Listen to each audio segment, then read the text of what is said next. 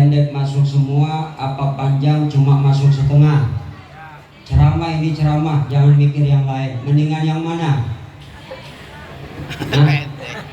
Panjang masuk semua. Mendingan pendek masuk semua. Ya, insya Allah. Hadirin hadirat jamaah sekalian. Di dalam Al-Quranul Karim,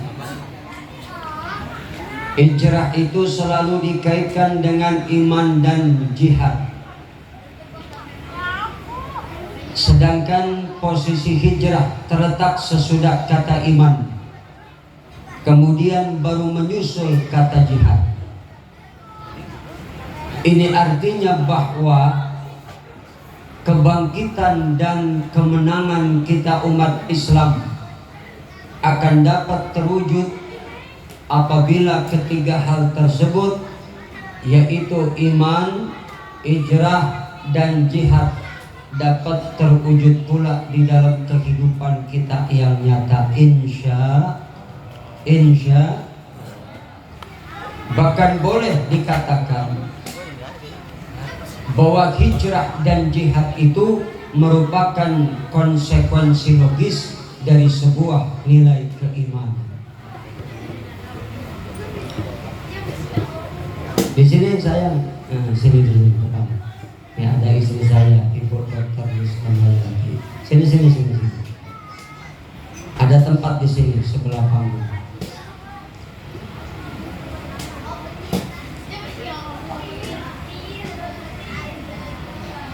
Kepada keridhaan Allah demi terwujudnya iqamatuddin, tegaknya agama Islam yang kita cinta. Jadi hijrah itu bukan untuk mengeruk keuntungan materi, bukan untuk membangun kehidupan duniawi, tetapi hijrah yang diajarkan oleh baginda Rasul, lillahi wali Rasul, karena Allah dan karena Rasulullah Sallallahu Alaihi Wasallam. Sesungguhnya ketertinggalan dan kemerosotan umat Islam itu tidak lepas karena faktor internal umat Islam itu sendiri, di samping konspirasi eksternal yang telah banyak menenggelamkan umat ini di dalam keterpurukannya. Ini ibu-ibu paham apakah gak saya ngomong ini? Yang nenek-nenek mikirin apaan tuh dia kata Ustadz Jaka Tinggi. Udah dengerin aja deh ya.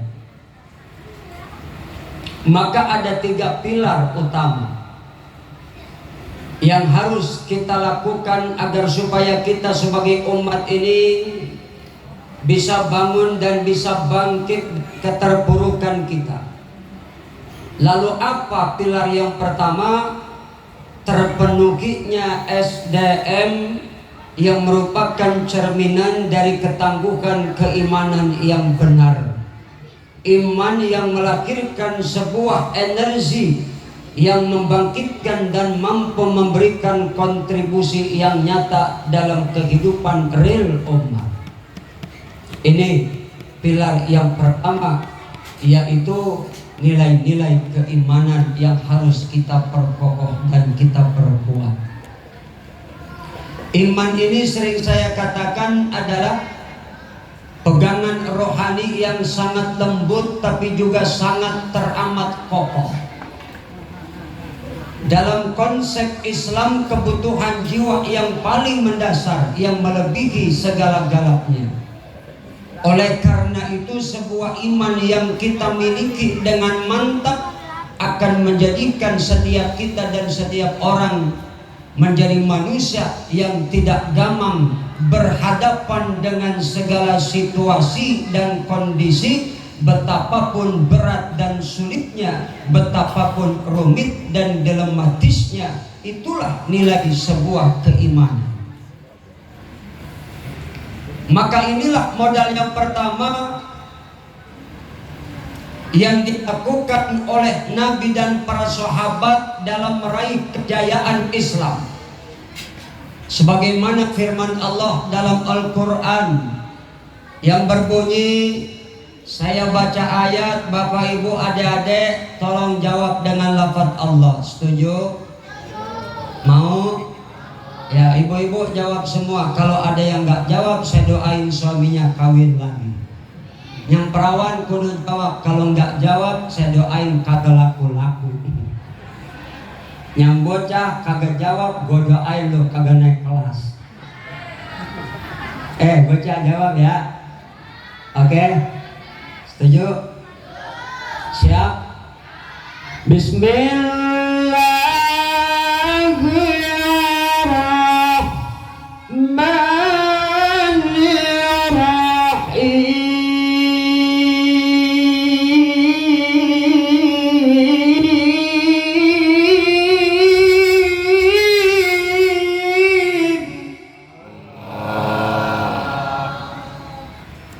Kepaksa, takut lakinya pada kawin. Yang perawan takut gagal laku-laku. Tapi insya Allah semua yang ngejawab ikhlas karena Allah. Amin. Ya Rabbal. Ini luar biasa nih. Tadi pagi acara ibu-ibu, sekarang acara bapak-bapak, ibu-ibu juga pada ikutan juga. Malah yang lebih banyak ibu-ibu. Emang perempuan luar biasa. Kata Nabi, tanda-tanda kiamat perempuan di akhir zaman, kata Nabi itu 1:50. Masya Allah, ini perempuan yang paling banyak. Bapak-bapaknya kayak gitu. Emang luar biasa, perempuan paling semangat kalau soal pengajian. Yang paling banyak di mauludan ibu-ibu, betul. Yang paling banyak di rajaban ibu-ibu. Paling banyak di pengajian ibu-ibu. Yang paling banyak di pasar ibu-ibu. Yang paling banyak ke mall ibu-ibu. Yang paling banyak ngegosip ibu-ibu. Yang paling banyak di neraka barangan, lo kan malu itu. Alhamdulillah. Tapi saya yakin yang hadir ini ibu-ibu solehah semua, calon-calon sorga.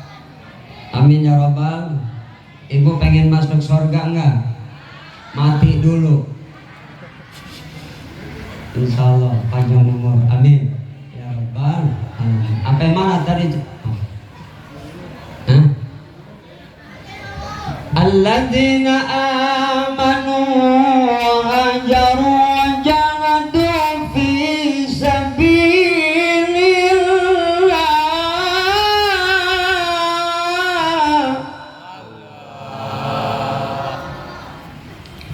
Kata Allah, orang-orang yang beriman, orang-orang yang hijrah, dan orang-orang yang berjihad di jalan Allah, bi amwalihim wa anfusihim, dengan harta mereka dan jiwa raga mereka, a'zamu darajatan indallah, itulah derajat yang lebih tinggi di sisi Allah. Wa ulaika humul faizun, mereka itu orang-orang yang beriman, berhijrah dan jihad, itulah orang-orang yang memperoleh kemenangan.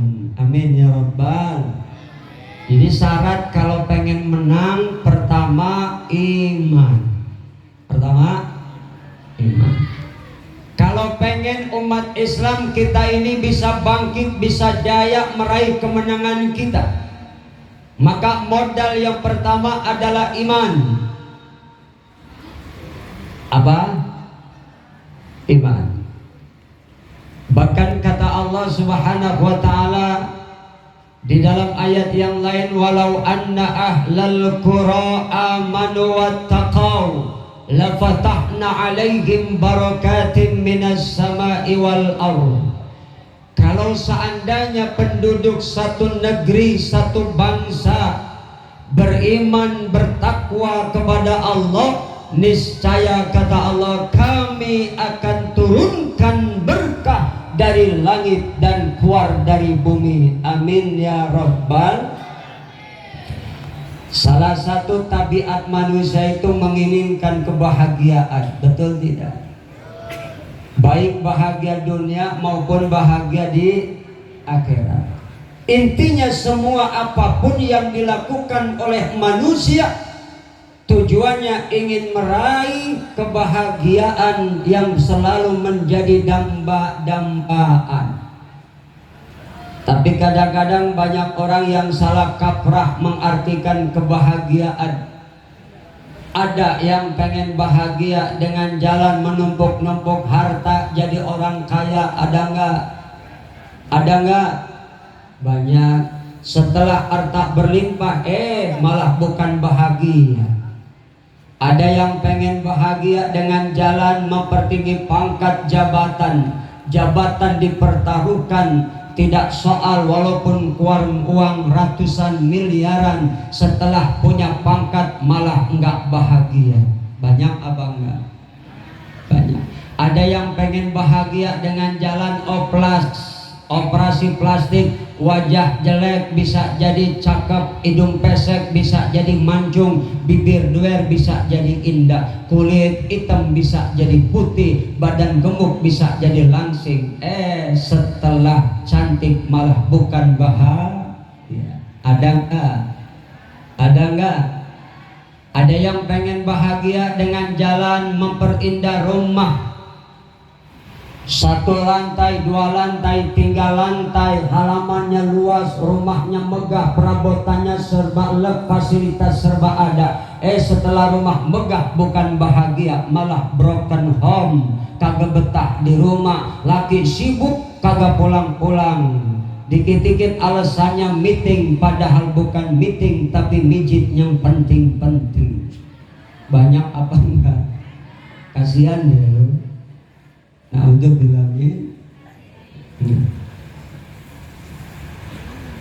setiap orang pengen bahagia, tidak terkecuali sebuah negeri ingin mensejahterakan rakyatnya. Lihat apa yang dijanjikan oleh para politisi kita. Mereka gembar-gemborkan ekonomi kerakyatan, anti neoliberalisme dan segudang janji yang lainnya. Tetapi kebanyakan masyarakat kita ini nggak tahu bahwa kalau pengen sebuah negeri ini, satu kampung, satu rumah tangga diberkahi oleh Allah, syaratnya pertama iman, yang kedua takwa. Itu kata Allah dalam Al-Quran yang tadi kita baca. Jadi kalau pengen negeri ini berkah, pemimpinnya kudu beriman. Jelas?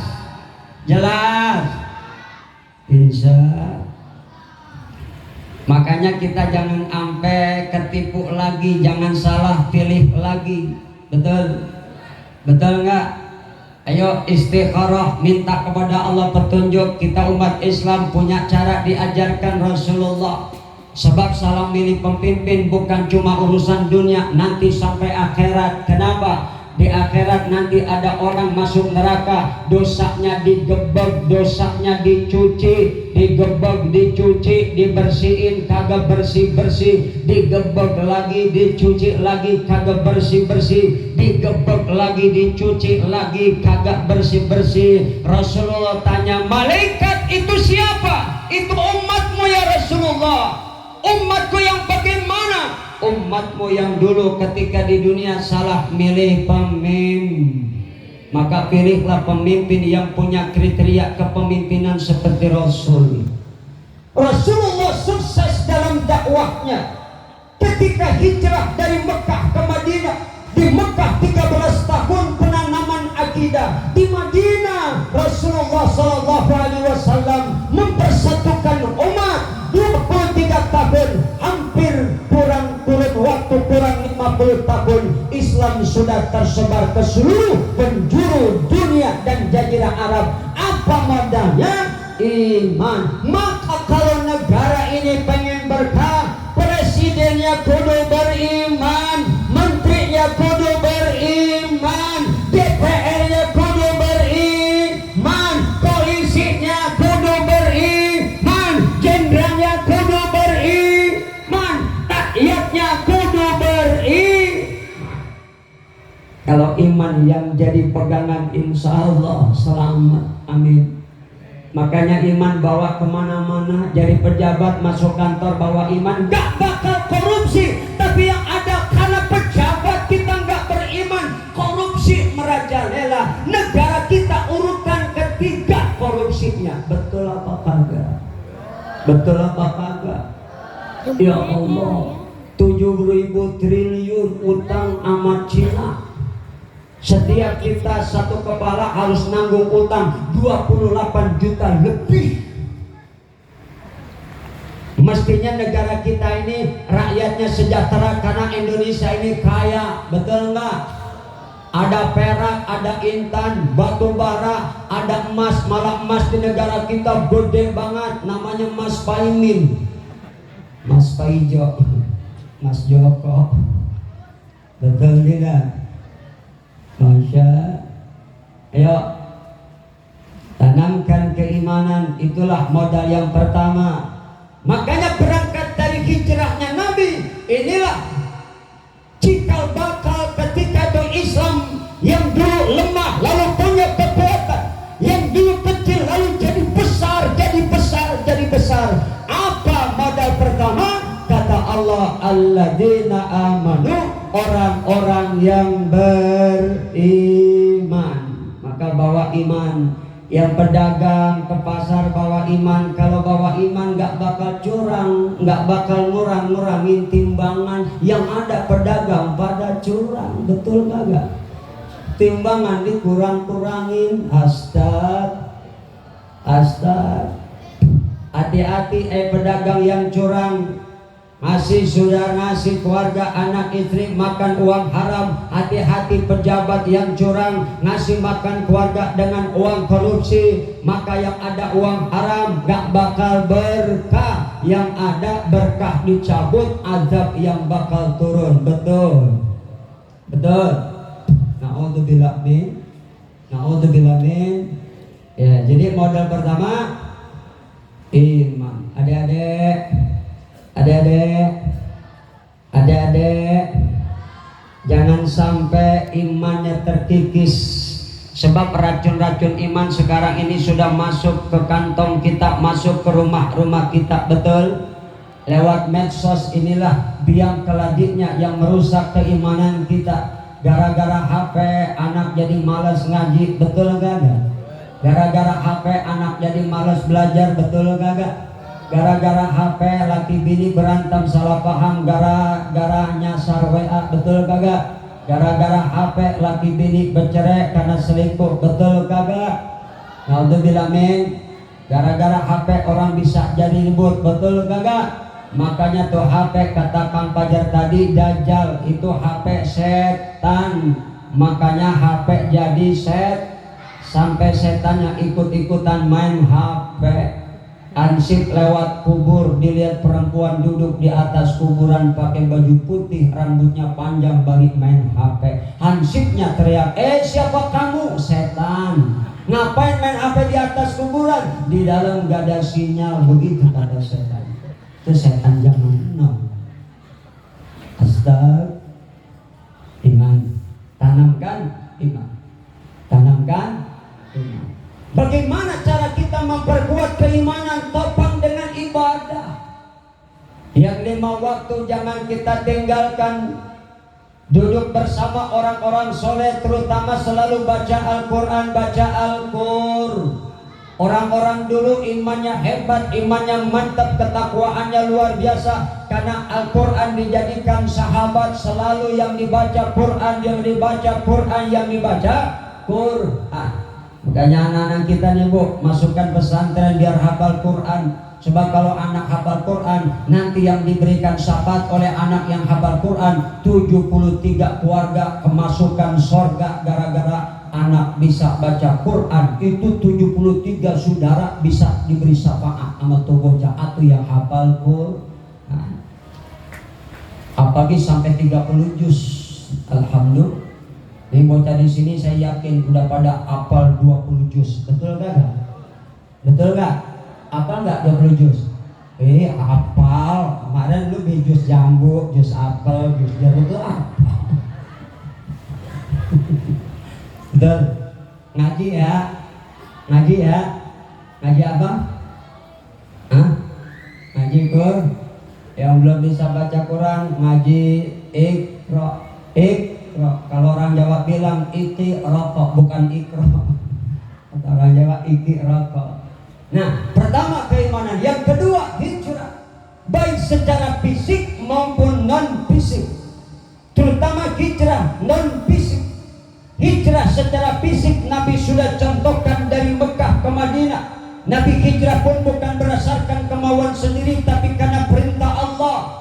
Hijrah Nabi dari Mekah ke Madinah secara fisik, tapi yang dimaksud hijrah secara ma'nawiyah apa itu? Al-muhajiru manahallahu anhu. Orang yang hijrah itu orang yang meninggalkan apa saja yang dilarang oleh Allah, tinggalkan semuanya. Ayo, dengan peringatan hijrah ini sekarang kita perbaiki diri kita. Hidup ini adalah sebuah perjalanan, bukan sebuah pertandingan, betul. Maka tidak perlu untuk membandingkan perjalanan hidup kita dengan orang lain. Banyak mengasihi sehingga kita tidak punya waktu untuk saling membenci. Perbaiki diri dan sibukkan diri dengan memperbaiki diri kita, sehingga tidak punya waktu untuk menjelekkan orang lain. Betul? Betul. Kalau pengen bahagia jangan iri dengki. Jangan iri dengki.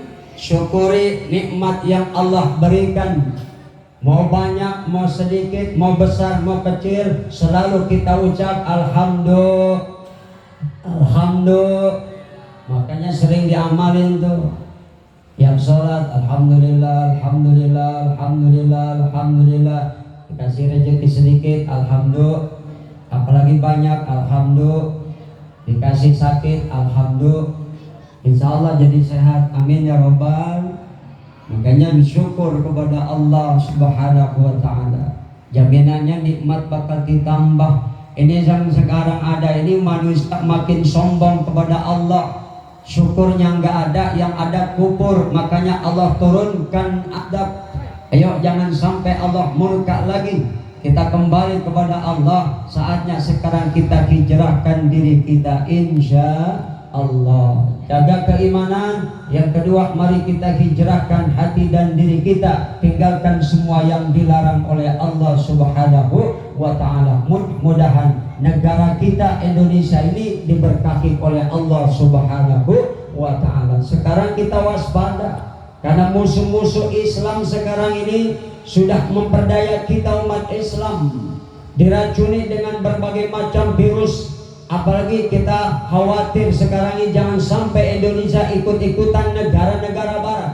Sebab Amerika itu sudah menegaskan bahwa semua negara harus menjalin hubungan baik. Untuk apa? Untuk sebuah kekuatan besar. Jadi Amerika sekarang ini membolehkan, dari dulu membolehkan laki-laki kawin dengan laki-laki, perempuan kawin dengan perempuan. Amerika. Beda lagi dengan Jerman. Jerman baru saja menandatangani undang-undang bahwa tidak lagi ada incest, saudara laki-laki dan perempuan boleh nikah. Anak laki-laki boleh kawin dengan ibunya, anak perempuan boleh kawin dengan bapaknya. Ini ajaran Sunderland. Astaga. Miami kota itu membolehkan setiap orang hubungan badan, melakukan seks di mana saja, di muka umum, mau di gereja, mau di masjid, mau depan umum, di jalan raya, boleh. Miami. Ada lagi Kanada membolehkan rakyatnya untuk berhubungan seks dengan binatang. Ini lebih goblok lagi. Astaga. Membolehkan laki-laki kawin aja sama laki-laki udah berkembang bego. Betul kan? Emang main-main anggar. Betul abangnya. Nah sekarang kita dengar ini yang namanya perkumpulan LGBT akan diadakan secara internasional di Indonesia ini. Silakan. Tapi ingat, Allah bakal murka. LGBT itu kaum Nabi Lut. Satu saat negara ini bakal Allah hancurkan kalau memang itu bakal terjadi. Naudzubillah, men. Di sini saudara, pentingnya kita pilih pemimpin yang punya kriteria kepemimpinan sebagaimana Rasul. Makanya Nabi sukses. Kenapa? Modalnya iman. Nabi punya sifat kriteria kepemimpinan apa? Sidik, amanah, tabligh, patona. Sidik selalu benar. Ojo neko-neko. Amanah, selalu penuh tanggung jawab, tidak pernah berkhianat. Sekarang ini banyak di antara kita ini yang berkhianat kepada Allah. Kullukum ra'in, setiap kita pemimpin dan setiap kita pernah berkhianat kepada Allah dengan kepemimpinan kita. Suami, kepala rumah tangga, pemimpin, kadang-kadang berkhianat. Apa berkhianatnya? Membolehkan, membiarkan istrinya keluar rumah, tidak menutup aurat, malah auratnya ngablag. Astag.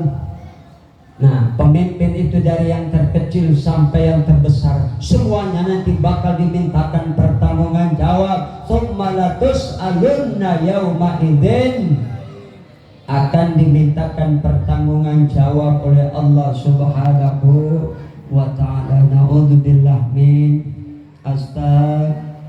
Ayo umat Islam, jaga iman. Yang kedua, kita hijrah, perbaiki diri. Kita lihat bagaimana karakternya lebah. Tahu lebah apa enggak? Tahu lebah enggak? Tawon, tahu tawon enggak? Coba lihat tawon tuh. Kalau tawon lebah itu hinggap di satu ranting, enggak pernah ranting itu patah. Artinya apa? Orang beriman kudu kayak lebah, enggak pernah merusak orang lain, apalagi sesama muslim. Al-muslim man salimal muslimun min lisanihi wa yadihi. Orang Islam yang sejati itu orang Islam yang tidak pernah menyakiti saudaranya dengan ucapannya, dengan perbuatannya. Yang kadang-kadang terjadi, orang Islam sesama orang Islam menyakiti saudaranya dengan apa? Dengan ucapannya, memfitnah, menggibah. Hati-hati, dosa sama Allah sebanyak apapun, dengan kita bertobat Allah ampuni, tapi dosa sama manusia urusnya hanya kepada yang bersangkutan. Maka jangan pernah kita zalim kepada saudara kita, menggibah, memfitnah. Itu kalau kita mati belum sempat minta maaf kepada orang yang kita gibahi, nanti pahala kita habis semuanya. Allah kasih buat orang yang kita gibahi. Naudzubillah min astag. Naudzubillah min astag.